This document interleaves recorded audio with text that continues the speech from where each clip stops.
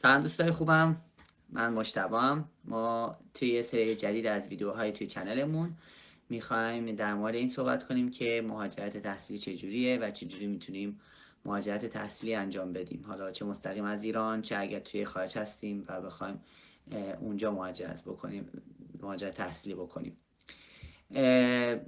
یک جمله خیلی معروف انگلیسی هست میگه که something can be simple but not easy. تو زبان فارسی من اینجوری همیشه میگم که یه چیزی ممکنه ساده باشه ولی مسیر طولانی داشته باشه. مهاجرت تحصیلی هم همینه. مهاجرت تحصیلی یک کار خیلی ساده است، یعنی کاری که باید انجام بدین خیلی سرراسته و معلومه که باید چیکار کنین، ولی برای اینکه انجامش بدین باید یک مقدار صبر و حوصله داشته باشین و یک مسیر طولانی رو حاضر باشین که انجام بدین. من ویدیوها رو میخوام اینجوری بگیرم براتون که هم بهتون نشون بدم چجوری پوزیشن پیدا بکنین، چجوری اصلا از کجا شروع بکنین برای پیدا کردن یک پوزیشنی که بخواین براش اپلای بکنین، اصلا مهاجرت تحصیلی چیه، و بعد در حینش کم کم نکاتی که برای مهاجرت تحصیلی مهم هست رو هم بهتون بگم. سعی میکنم که خیلی مونولوگ نباشه، براتون اینجا سخنرانی نکنم.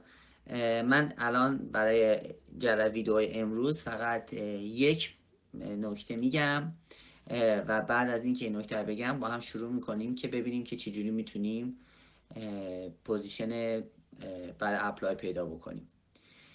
مهمترین نکته ای که توی مهاجرت تحصیلی وجود داره که شما خیلی باید بهش رعایت بکنین این نکته رو، اینه که به هیچ عنوان کمالگرا نباشین. مهم نیستش که شما در چه مقطعی از جایگاه آکادمیکتون هستین، کارشناسی هستین یا ارشد هستین، ارشدتون تموم شده یا وسط ارشدتونین، آزمون زبانتون رو دادین یا ندادین، در حین نوشتن یه مقاله هستین، اصلا مقاله ندارین، یا نه 3 مقاله دارین کاملا آماده هستین. اگه شما بخواین صبر بکنین که همه محیط و همه چی آماده باشه و بعد شما اپلای بکنین، شما هیچ وقت اپلای نمی‌کنین. این یک نکته خیلی راحت و ساده است. پس بنابراین مهمترین نکته‌ای که همیشه و من به همه دوستایی که برای مهاجرت تحصیلی از من کمک خواستن گفتم اینه که کمالگرا نباشین. در هر جایگاهی که هستین در همون جایگاه شروع کنین و شروع کنین به اپلای کردن. این مهمترین نکته‌ایه که غالب بچه‌ها و غالب کسایی که دارن اپلای میکنن رو از اپلای کردن باز میداره. نکنین. حتما در شرایطی که رزومتون خوب هست، حتی 30% هم آماده است، 20% هم آماده است، شما باید شروع بکنین به اپلای کردن. چرا؟ دلیلش الان بهتون میگم. مهمترین دلیلی که وجود داره اینه که مسیر اپلای تحصیلی و مسیر مهاجرت تحصیلی یک مسیر بر اساس تجربه است. شما باید وارد چندین پوزیشن بشین و براشون اپلای بکنین تا یاد بگیرین چجوری رزومتون رو خوب بنویسین. شما میتونین ماها زمان بذارین ولی رزومتون رو تا یاد بگیرین رزومتون رو چجوری آماده کنین، ولی در حینش میتونین یاد بگیرین در حینی که برای پوزیشن‌های مختلف اپلای میکنین رزومتون رو بهتر بکنین. شما باید اپلای های زیادی بکنین تا وارد مصاحبه های مختلفی بشین، یا نه اصلا قبل از اینکه وارد مصاحبه بشین یک عالم ریجکت بشین، یک عالم نبشنوین تا یاد بگیرین که بالاخره یک دونه بلایی که لازم دارین رو بگیرین و بتونین مهاجرتتون موفق انجام بدین. پس بنابراین شما اینو همیشه دقت بکنین. شما مثل یک فروشنده این که از محصولتون یه دونه دارین و همون یه دونه محصولتون رو میخواین بفروشین. اگه میخواین همون یه دونه محصولتون رو بفروشین دیگه مهم نیستش که اگر 1000 نفر به شما بگن محصول شما رو نمیخوان. اگه فقط 1 نفر به شما بگه محصول شما رو میخواد، شما دارین چی میفروشین؟ شما دارین رزومه آکادمیک خودتون رو میفروشین. و کی میخواد اینو بخره؟ یک استاد دانشگاه، یک دانشگاه به خصوص یک پوزیشن چه حالا دکترا چه ارشد چه کارشناسی که به شما بله میگه و رزومه آکادمیک شما رو میخره. پس همیشه اینجوری فکر بکنین که من فقط کافیه به یک نفر بفروشم. حالا اگه در این حینی که قراره به همون یک نفر بفروشم 1000 نفر دیگه هم به من بگن که خب رزومه منو نمیخرن، ایرادی به وجود نمیاد. به جاش شما از اون 1000 نفر یاد میگیرین 1000 روشی که نباید رزومتون رو بفروشین. همچنین نکته بعدی که وجود داره که این به شما کمک میکنه که کمالگرا نباشین اینه که شما ممکنه کاملا منطبق با یک پوزیشن بشین، یه پوزیشن خالی یه ویکنسی پیدا بکنین که خیلی خیلی به رزومه شما نزدیکه، اما به هر دلایلی اونا تصمیم میگیرن که شما رو نگیرن. ممکنه اصلا حالا بعدا میبینین که ممکنه اصلا پوزیشنی که گذاشته باشن فیک باشه، یعنی اصلا از قبل معلومه کیو میخوان بگیرن، فقط برای اینکه تبلیغ کرده باشن اونو میذارن. از اون طرفش هم هست ممکنه یک پوزیشنی باشه که شما 30% 40% به شما میخوره، اما شما در لحظه درست در جای درست قرار گرفتین و برای اون اپلای کردین و میبینین که توی همون مصاحبه شما یه هایی خوش میدرخشین، مصاحبه یه هایی خوب پیش میره، اون آدم پرسونالی با شما به صورت شخصی با شما کانکت میشه، ارتباط میگیره با شما و میگه که این آدم خیلی خوبیه، من فکر کنم میتونم با این آدم کار کنم و یه هایی شما رو میگیره. پس بنابراین شما باید در موضوعهای مختلف قرار بدین خودتون رو تا بتونین شانس پذیرشتون رو بالا ببرین. این نکته ها باشه برای الان. خیلی خیلی نکته های ریز دیگه ای وجود داره که من در طول مسیر بهتون میگم. امروز میخوام بهتون نشون بدم که چجوری میتونین خیلی راحت پوزیشن های PhD یک کشور خاص یا یک دانشگاه خاص رو پیدا بکنین و چقدر این کار ساده است که شما بتونین این پوزیشن ها رو پیدا بکنین. حالا شاید یه دونش رو هم براتون همینجا نشون دادم که اگه بخواین اپلای کنین باید چه کاری انجام بدین، چه رزومه ای میخواد و چه کاری میشه براش کرد، اگه در چه حالتی هستین براش اپلای بکنین، اگه در چه حالتی نیستین براش اپلای نکنین. با من همراه باشین ببینیم که امروز چه پوزیشن میتونیم پیدا بکنیم، چه کار میکنیم با هم. خب دوستای عزیز، امروز تصمیم ما اینه که ببینیم اصلا کلا چجوری میشه برای یک کشور خاص پوزیشن های PhD پیدا کرد. امروز هدف من، به خاطر اینکه من خودم تو هلند زندگی میکنم، هدف رو برای این گذاشتم که ببینم توی هلند چه دانشگاه های خوبی وجود داره و چجوری میتونم براشون پوزیشن پیدا بکنم. مهمترین کاری که باید بکنید اینه که خب اول ببینیم رشته‌تون چیه. من بر فرض مثال میزنم چون خودم مهندسی برق هستم، امروز در مورد مهندسی برق صحبت میکنم، اما حرفایی که امروز میزنم برای هر رشته‌ای میتونه جوابگو باشه. پس بیایم با هم ببینیم که دانشگاهایی که برای مهندسی برق، حالا به خصوص مثلا من خودم گرایشم کنترل بوده، برای مهندسی برق کسی که گرایش کنترل کارشناسی و ارشدش خونده چجوری میتونه پوزیشن PhD توی دانشگاه‌های هلند پیدا بکنه. بیایم با هم ببینیم چی کار بکنیم. اولین کاری که باید بکنین اینه که خیلی راحت سرچ بکنین Top Engineering Universities in the Netherlands. خب چیزی که همون اول میاد، اصلا دیگه نیازم نیست وارد بشیم، میگه که آقا Best global universities for engineering in the Netherlands are Delft University of Technology, Eindhoven University of Technology and University of Twente, Utrecht, Groningen, Wageningen University and Research, Leiden University and Vrije Universiteit Amsterdam. اوکی، ما امروز فقط نگاه میکنیم که ببینیم چه پوزیشن هایی توی دانشگاه های دلفت و دانشگاه های آینتوون برای مهندسی برق، حالا اگه احیانا کنترل هم باشه، چی میتونیم پیدا بکنیم. کاری که باید بکنیم اولش انتخاب میکنیم، میگیم دلفت یونیورسیتی ویکنسیز. خب اینو من یه نکته الان بهتون یاد میدم. شما توی کشورهای اروپایی خیلی راحت میتونین پوزیشن های PhD رو با گشتن پوزیشن ها به عنوان ویکنسی دانشگاه پیدا بکنید. ویکنسی یعنی چی؟ یعنی آگهی استخدام توی دانشگاه. توی دانشگاه های اروپا غالبا، حالا همه کشورها نه، ولی کشورهایی مثل هلند، آلمان، بلژیک، اینا همشون پی اچ دی رو به عنوان یک پوزیشن کاری میبینن، پس به عنوان یک پوزیشن کاری برش تبلیغ میکنن. بنابراین اگه شما برای این کشورها میخواین مثلا اقدام بکنین، کشور اروپایی میخواین اقدام بکنین، باید ببینین ویکنسی هاشون چیه و توی ویکنسی هاشون اونا رو پیدا بکنین. من الان میرم توی jobs at TU Delft. خب ما چی میخوایم؟ ما فرض میکنیم میخوایم پی اچ دی پیدا بکنیم. پس میام تو ویکنسی تایپ چی میگیم؟ میگیم scientific staff. ببینیم که level of education چیه؟ doctorate PhD. اوکی؟ این خیلی خوبه. field of work رو من غالبا نمیزنم. حالا میتونی اینجا PhD پوزیشن انتخاب بکنی، ولی ریسرچ هم میتونه کار شما باشه، ولی ما میزنیم PhD پوزیشن. این هم میتونیم اصلا بزنیم آل، اصلا کاری نداریم که ایژوکیشن ما چیه. پس ما میگیم آقا vacancy type scientific staff، field of work PhD پوزیشن. سرچ میکنیم. خیلی خوب.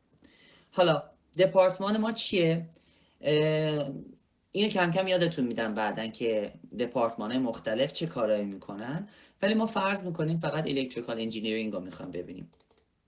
ولی بهتر اینه اگه از من میشنین این که کل این صفحه، کل این 3 صفحه رو نگاه بکنید. ولی اگه بخوایم میتونید اینجا بنویسین الکتریکال انجینیرینگ. حالا املا هم اگه درست بنویسم و میتونید فیلتر کنیم.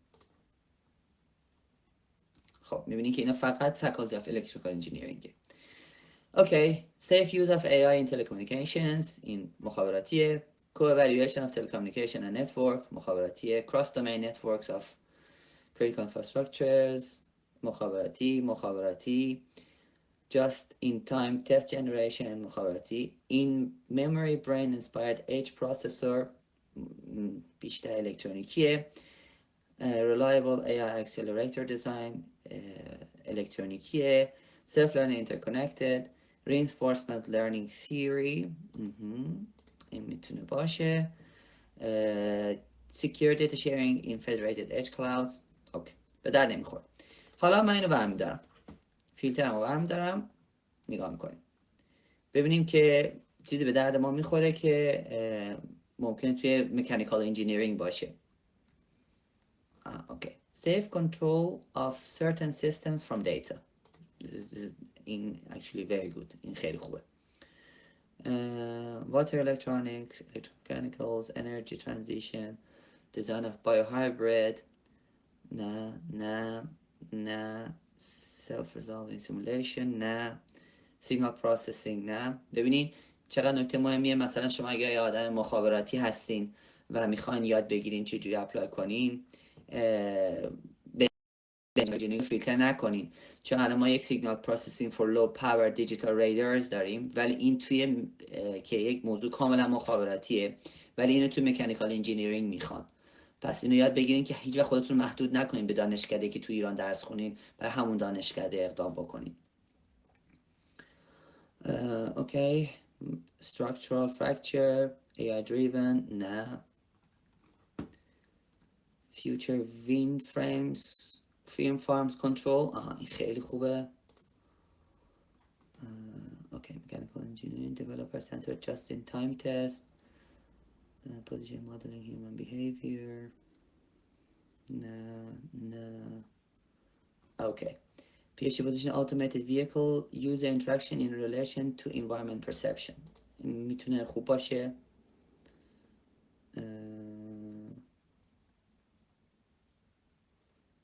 این ممکنه یک پوزیشن بین رشته‌ای خوب باشه. نگاش میکنیم حالا. خب بزنیم ببینیم دیگه. accelerator related. خب اینا هیچ کدوم به درد آدم کنترلی نمیخوره.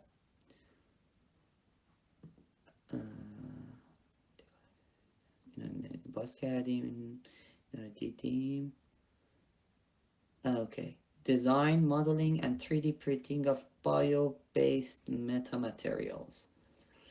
نه برای ما نیست، بیشتر برای بچه های مکانیکی هن که واقعا خود مکانیک رو خوندن.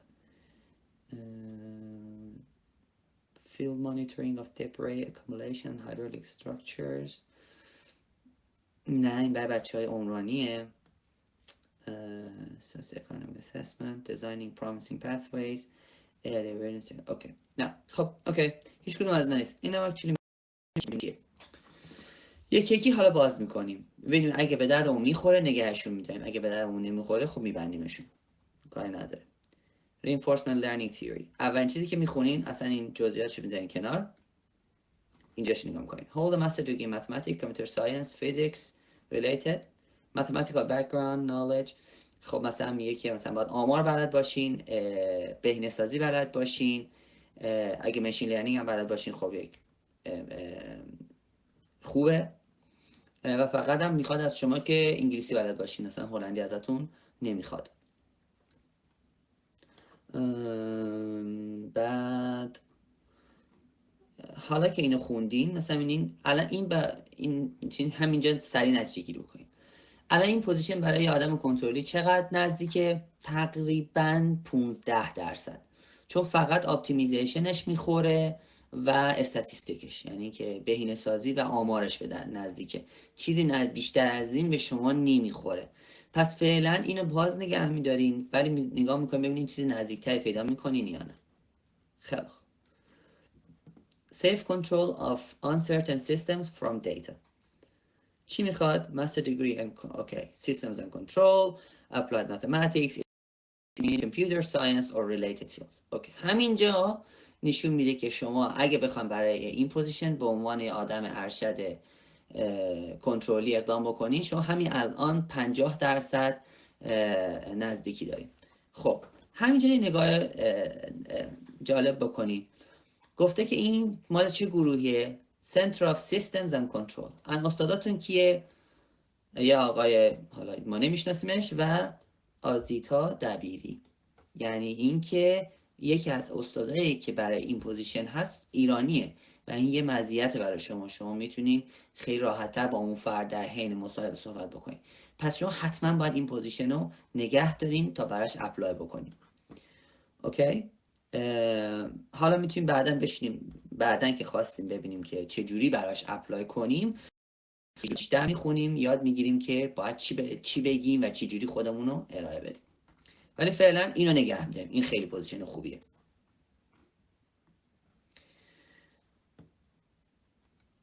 خب پوزیشن بعدی چی میخواد؟ اوکی.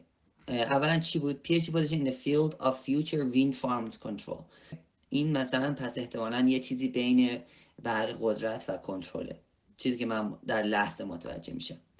چی میخواد؟ میگه که شما باید سیستم کنترل بلد باشین، میکاترونیکس بلد باشین، متماتیکس بلد باشین. خب این باز دوباره همینی که میبینین نوشته کنترل و نوشته میکاترونیکس، یعنی شما نزدیک 60% نزدیکی دارین به این پوزیشن. این پوزیشن برای شما خیلی خوبه. نگاه میکنین که دیگه چی میخواد؟ دوباره فقط انگلیسی میخواد، فلوئنسی این انگلیش میخواد، مطلب میخواد، پایتون میخواد و جولیا. خب شما این یعنی چی؟ یعنی تازه گفته اگه اینا رو شما بلد باشین اینا پلاسه. Good programming skills are a plus. یعنی اگه اینا رو نداشته باشین میتونین اپلای بکنین. مال چه گروهیه؟ نگاه بکنیم. Faculty of Mechanical Engineering. من نمیبینم چه گروهی ننوشته.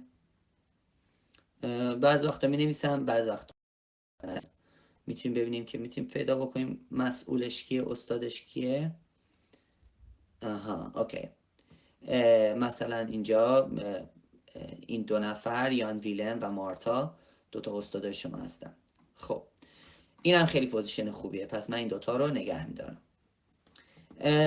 بعدی چیه؟ Automated vehicle user interaction in relation to environment perception.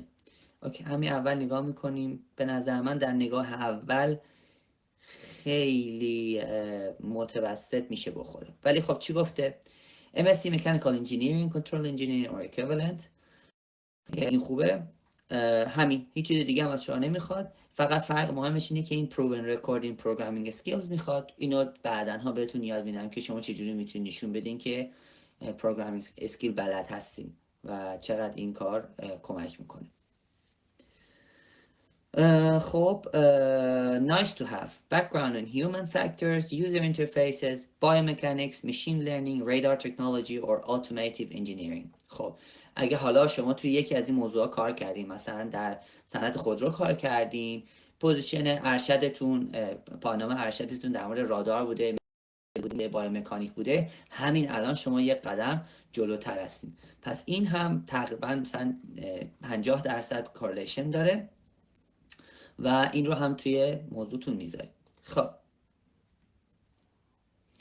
PhD position dynamics of design interventions in everyday heritage. من چون خودم نمیفهمم اول میخونم از PhD adoption of everyday buildings is related to real perception and how both phenomena change over time. یکم سخت من خودم نفهمیدم منظور چیه. اوکی، این چی میگه؟ میگه که you have completed MSc degree in architecture or related discipline. همینجا متوجه میشین که اشتباه کردیم و پوزیشن رو میبندیم. چون نمیخوره. بعدی AI driven cyber security and cyber safety. خب شاید به ما بخوره. نگاه میکنیم. In position expect to obtain Master of Science or equivalent in Computer Science, Artificial Intelligence or Data Science. A Master degree requirement to start a PhD program. Okay. این خیلی کم مشابه یک رزومه ی آدم کنترلیه.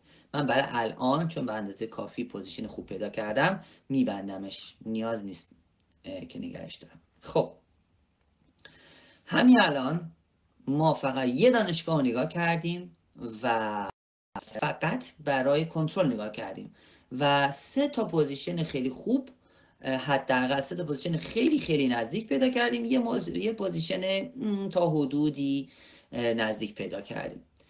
اولین کاری که باید بکنین برای وقتی که میخواین اپلای تحصیلی بکنین اینه، یه دونه اکسل شیت باز میکنیم،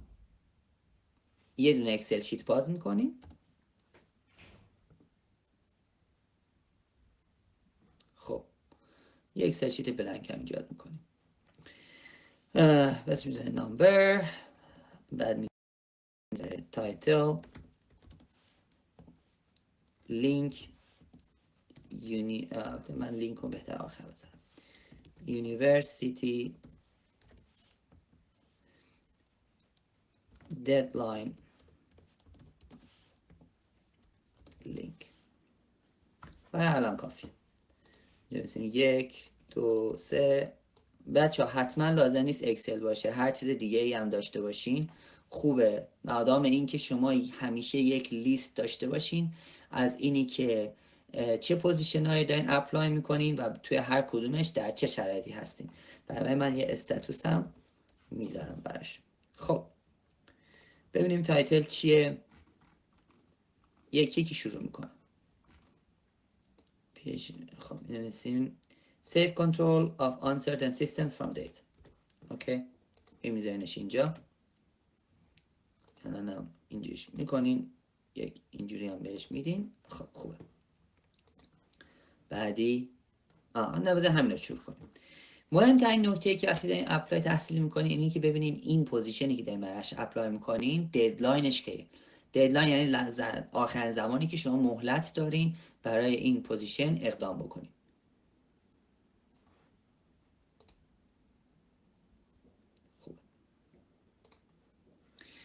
به طور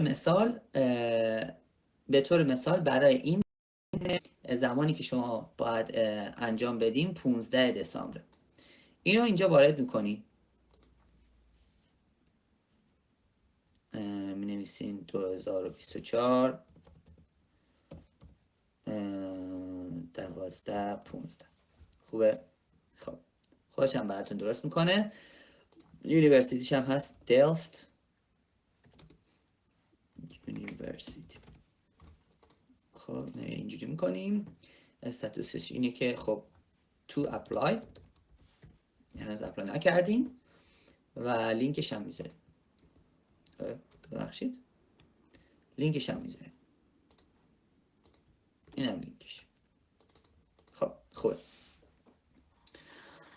میتونی همیشه چیز دیگه هم بکنید، مثلا اینکه چقدر کانفیدنت هستین برای این پوزیشن، ولی به نظر من هیچ اهمیتی نداره که شما چقدر کانفیدنت. من خودم هیچ وقت نمیذارم. اینا میتونین برای اینکه مطمئن باشین که شما در چه شرایطی هستین، میتونین یکی یکی کالر کد بکنین. من همیشه وقتی که میخوام یک پوزیشن رو نشون بدم که میخوام اپلای بکنم زردش میکنم، یعنی که یادم باشه که باید برای این اپلای بکنم. خب حالا همه این کارا رو برای بقیه پوزیشن هم انجام میدیم. من تون انجام میدم و بعد اینم اینجوری میکنیم، چون 4 تا میذارم فعلا. اینم 4 تا میذارم. خب پس اینم میشه field of future win control farm control. اینم اینجوری شورت کدش. اوکی. بعدی safe control of uncertain systems from data میذاریم. اینم اینجوری. اینم لینکشو میاریم و بعد آخریش reinforcement learning theory. بیشتر به درد بچه های دیتا میخوره ولی به درد بچه های کنترلی هم میخوره. اینم لینکشو میاریم.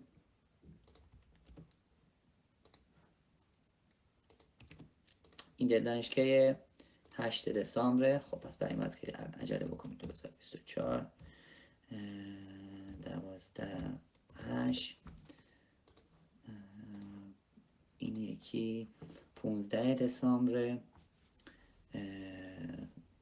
باشه. 2024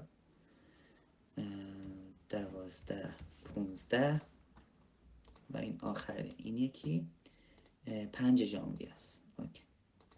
2025 01 05.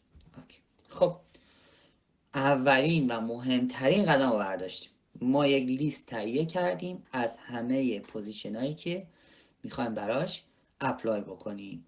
حالا من یه دونش رو برمیدارم و به شما میگم که چیکار باید بکنین اگه بخوایم براش اپلای بکنیم. اوکی. بیایم ببینیم که چیکار باید بکنیم. کدومی که از همه نزدیکتر بود؟ فکر کنم این کدوم بود؟ آره این چون مطلبم میخواد. خیلی خوب.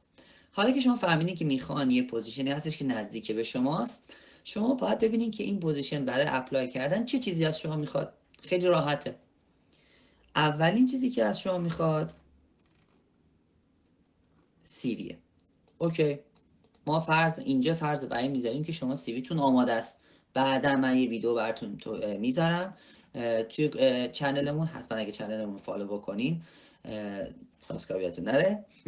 اگه چنل ما رو سابسکرایب بکنین، من به مرور ویدیوهای مختلف در مورد اپلای میذارم. یکیش قطعا در مورد این هستش که رزومتون رو چجوری بنویسین. یه موتیویشنال لتر میخواد. موتیویشن یادتون میدم، ولی مهمترین نکته اینه که وقتی میخوایم موتیویشن بنویسیم باید این آگهی این پوزیشن رو کامل خونده باشین. دیگه چی میخواد؟ name and contact information of 2 referees. یعنی که تقریبا میشه گفت 2 تا استادی که باهاشون کار کردیم باید اطلاعاتشون رو بهشون بدیم، ولی این رو همیشه ما ته رزومه میذاریم و همون کافیه. بیشتر از اون چیزی نیاز نداره. فقط کافیه که بعد به استادتون گفته باشین هی من دارم اپلای میکنم و من شما رو به عنوان رفری رد میکنم. ولی نیاز نیست حتما استادتون باشن. میتونن کسایی باشن که شما همکلاسی بودین و اون فرد الان داره دکترا میخونه، یا یک استاد حل تمرینی بوده که الان استاد دانشگاه شده یه جای دیگه و اون میتونه شما رو رفر بکنه. حتما نباید استادتون باشن. این یادتون نره. مهم اینه که اون فردی که شما رو ریفر میکنه شما رو به خوبی بشناسه. و مستر تیز و تز مسترتون رو میخواد. حتی اگرم ندارینش، نشه درافتش هم کافیه. حتی اگه به انگلیسی هم ندارینش، در این موارد بهتر اینه که فقط ابسترکتش رو وارد بکنین، فقط ابسترکتش رو داشته باشین کافیه. پس یعنی شما اصلا حتی ازتون نخواسته که مدرک زبانتون رو همین الان ارائه بدین، شما فقط باید ثابت بکنین زبانتون خوبه. یعنی حتی ازتون نخواسته که امتحان زبان داده باشین. این عالیه. این یعنی که شما همین الان اگه اواسط ارشدتون هم هستین، میدونین فقط دارین با پانامتون چی کار میکنین و تقریبا آماده این که پانامتون تمام بکنین، میتونین برای این اپلای بکنین همین امروز، همین الان. پس اصلا تأخیر هم نمیکنین. یه نکته بهتون یاد میدم. ببینین 5 ژانویه 2025 ددلاین این پوزیشنه، ولی من بهتون میگم 5 ژانویه 2025 این پوزیشن اوردی معلوم شده کیو میخواد. پس شما بهتره وقتی یه پوزیشنی رو میبینین، اگه فکر میکنین به دردتون میخوره، همون روز یا فرداش براش اقدام بکنین. بله میفهمم اگه اولشه یکم طول میکشه رزومتون رو درست بکنین، یکم طول میکشه که موتیویشن لترش رو بنویسین ولی وقتی که مثلا از پوزیشن دهم به بعد میگذره، شما دیگه رزومتون تقریبا آماده است، موتیویشن لترتون 70% آماده است. فقط کافیه که برای سیویتون رو تقریبا 5% رو عوض بکنین که به این پوزیشن بخوره و موتیویشن لترتون رو تقریبا 30% عوض بکنین که به این پوزیشن بخوره. پس اینو یادتون نره، این پوزیشن الان آماده برای واسش اپلای بکنین. اگه شما برای این اپلای بکنین، اولین قدمتون رو برای پوزیشن های بعدی برداشتین. به همین راحتی مثل آب خوردنه. خب اول باید خوب بخونین، ببینین که اگه شما میخواین خودتون رو نشون بدین چجوری باید نشون بدین برای این پوزیشن. بیایم با هم بخونیم. اوکی. As pioneers in the field of wind engine energy and control, we are looking for an ambitious PhD candidate to join our research group on these topics. خب پس شما همین الان فهمیدین میخوان خودتون رو نشون بدین، باید بگین من توی کنترل و توی ویند انرژی اندوزیاستیک هستم، یعنی علاقه دارم توی این دوتا موضوع کار کنم. همیشه یادتون باشه وقتی میخواین اقدام بکنین، علاقه داشتن به موضوع اوله، سابقه داشتن تو موضوع دومه. پس اگه شما یه کسی هستین که علاقه دارین به کنترل، علاقه دارین به موضوع برق، قدرت و انرژی، این تقریبا 80 تا 90% شما میخورین به این پوزیشن. اگه شما یه کسی هستین که توی کنترل سابقه دارین، میشین 95%. اگه یه کسی هستین که توی کنترل و توی انرژی کار کردین، شما 100% فیت هستین برای این پوزیشن. از اونجا بعد دیگه شانستونه که این پوزیشن شما رو بگیره یا نگیره، وگرنه شما تقریبا هیچ چیزی کم ندارین. خب یکم توضیح داده. Wind energy is crucial realizing climate neutrality, energy independence, energy security, optimal operation, wind strategy system. من اینو برای خودم میخونم بعد توضیحاشو میدم، ولی مهمترین کلماتش اینه. مثلا climate neutrality, wind energy,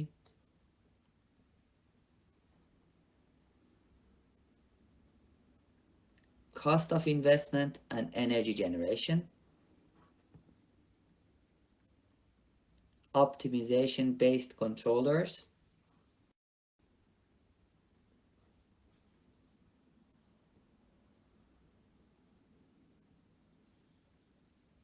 okay. Take into account recent data instead of relying on mathematical models. Okay.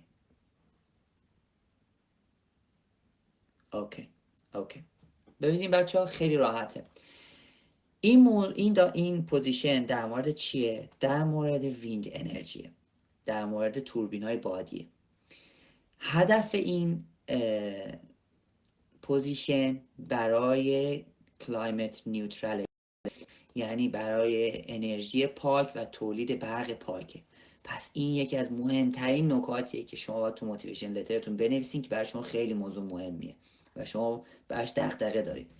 انرژی ایندیپندنس حالا ما کاری نداریم، و انرژی سکیوریتی اینا فقط باید بهتر پس در موردش بدونین که اگه وارد مصاحبه شدین بدونین این دوتا کلمه یعنی چی. میگه که ببینید شما برای توربینای بادی چند تا موضوع خیلی مهم وجود داره، ولی اون موضوعی که شما ازش میتونید ایده بگیم به عنوان آدم کنترلی اینه: requirements for the cost of investment and energy generation. یعنی این که یک ترید آفه، یک بدبستانه بین هزینه تولید انرژی بادی و میزان انرژی که ازش تولید میکنیم. پس شما اگه یک کم در مورد این آگاه باشین و اونجا توی موتیویشن لتر خودتون نشون بدین و تو مصاحبه بگین که آقا من در مورد این قضیه میدونم، میفهمم که این یعنی چی و در مورد ترید آف کار کردم، این دوباره میشه یه نکته مثبت. میگه که novel optimization based controllers. تمام. شما اگه در مورد optimization based controller حرفی واسه گفتن داشته باشین، میتونین بهتر کنین وقتی که وارد مصاحبه میشین. اینجا خوب نگاه کنین. نگاه کنیم میگه که proper take into account recent data instead of relying on mathematical models of the system. یعنی که اینا دنبال یه نفری میگردن که data driven control رو بلد باشه FRF measurement بگیره، بلد باشه تو این زمینه کار. اگه شما بلد نیستی مهم نیست، شما فقط همینی که خودتون آگاه نشون بدین که بله من میدونم دیتا دریون کنترل چیه، یکم قبلش بخونین و مطمئن باشین اگه وارد مصاحبه بشین در این زمینه از شما سوال میشه، پس در مورد این میتونین به خودتون آماده بکنین. تموم. همینا رو بدونین برای این که بتونین یه موتیویشن لتر خوب بنویسین. رزومتون رو یه جوری تغییر بدین که این کلمات کلیدی توش باشه و بعد توی مصاحبه بتونین خودتون آماده نشون بدین شما کاملا آماده هستین که برای این پوزیشن اقدام بکنین. خیلی هم عالی. حالا میریم بخش جاب ریکوایرمنت. فرض بکنیم که شما این پوزیشن رو دیدین، خیلی بهش علاقه دارین و حتما میخواین براش اپلای بکنین. خب گذاشتینش توی لیستتون، موتیویشن لترتون رو نوشتین، سی ویتون هم فرستادین، وارد مصاحبه میشین.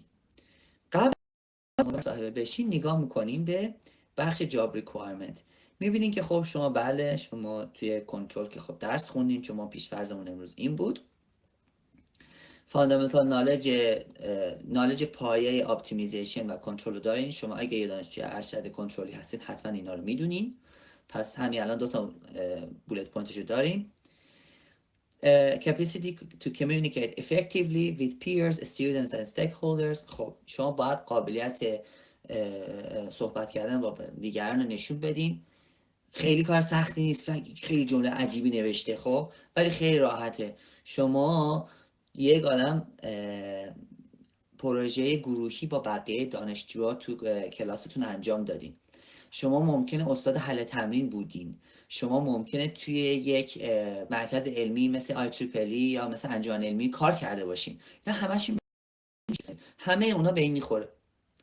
همه اونا رو تو رزومتون میتونین بولد بکنین و اینکه نشون بدین آقا من کمیونیکیت میتونم بکنم. اگه تو NGO کار کردین، اگه خارج از دانشگاه کار کردین، نه همش یعنی اینکه شما کمیونیکیشنتون، محاورتون و مکالمتون با دیگران و قدرت ارتباط با دیگرانتون خیلی قویه. پس اینو حتما میتونین استفاده کنین. Good programming skills are a plus. MATLAB, Python, Julia, Git.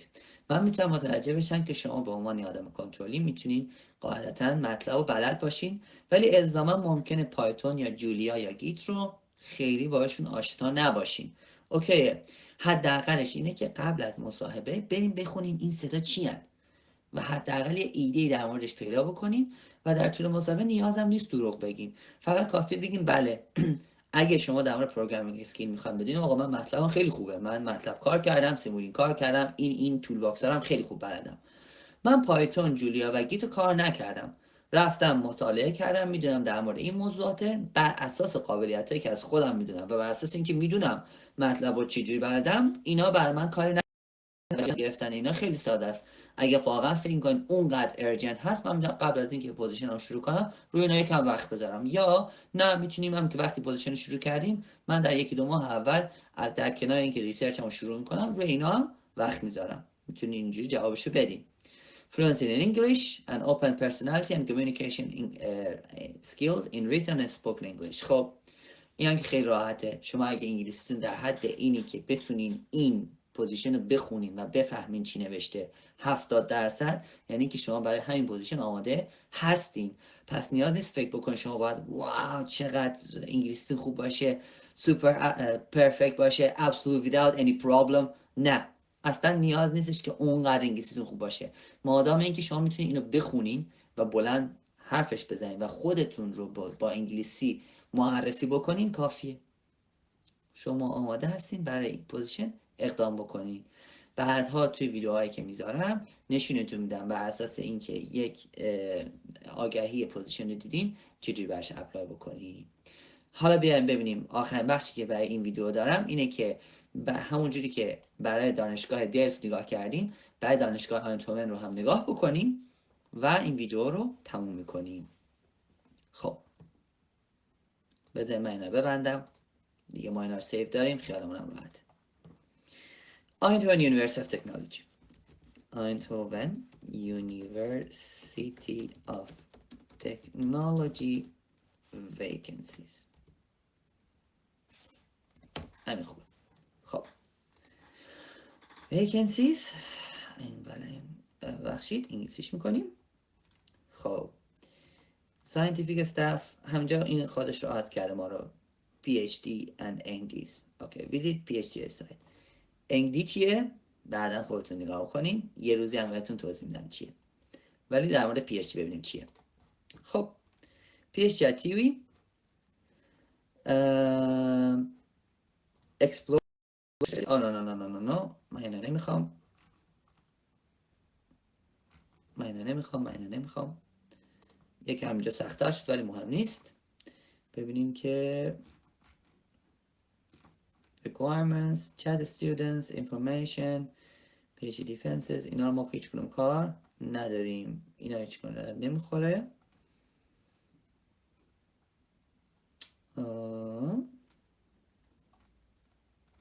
نه اینجا به درد ما نمیخورد. پس ما برمیگردیم همینجا.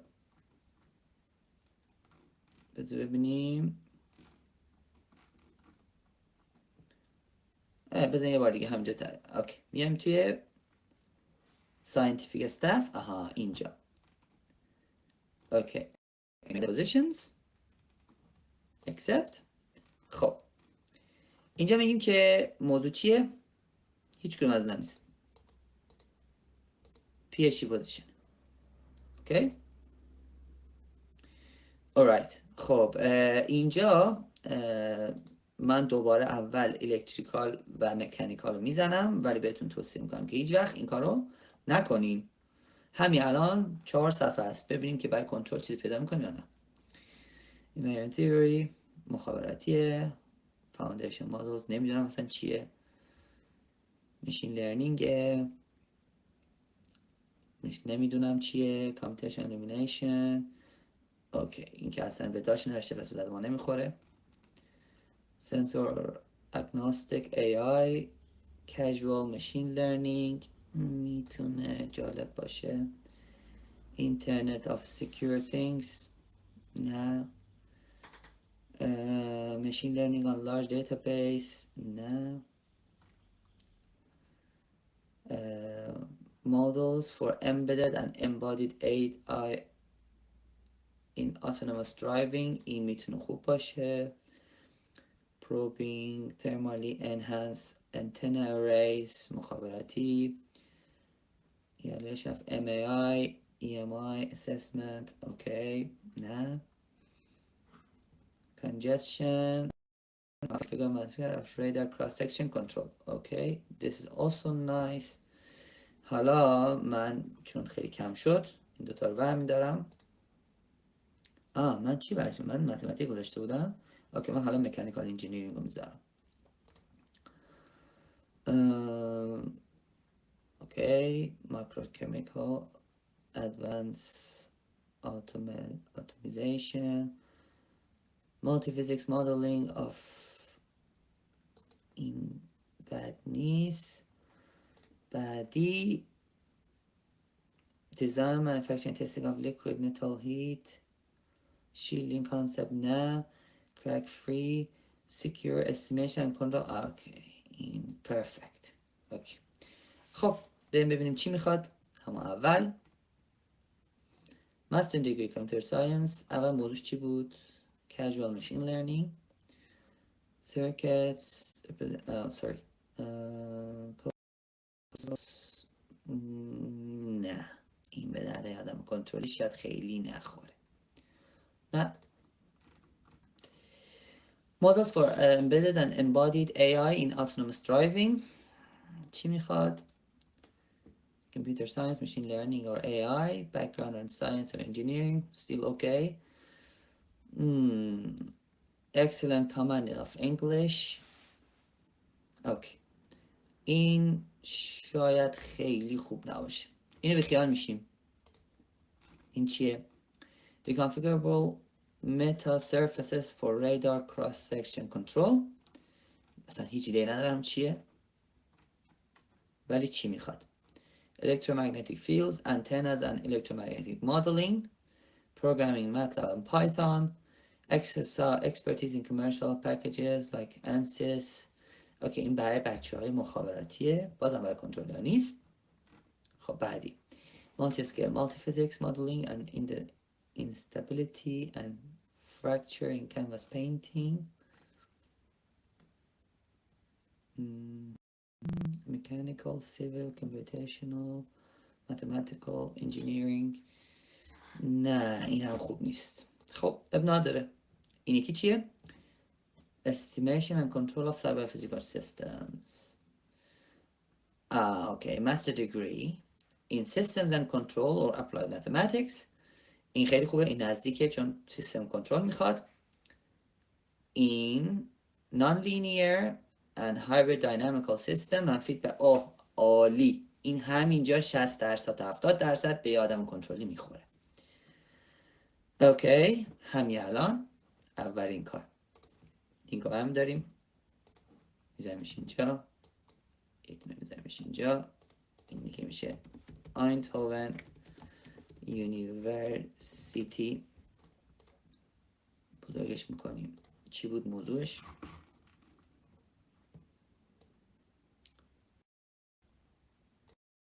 میذاریمش اینجا کوچولو سریع. خب عالی. ددلاینش date of 20/12/2024. همینو من اصلا کپی میکنم دیگه نمی‌نویسمش اینجا. اوکی خوبه. اینا اینجوریش میکنیم که شبیه بقیه بشه. OCD مون اذیت میکنه. خب خوبه. این آماده است. نگاه میکنیم که چی میخواد. اوکی. Securing control systems, cyber attacks. اینا کلمات کلیدی هست.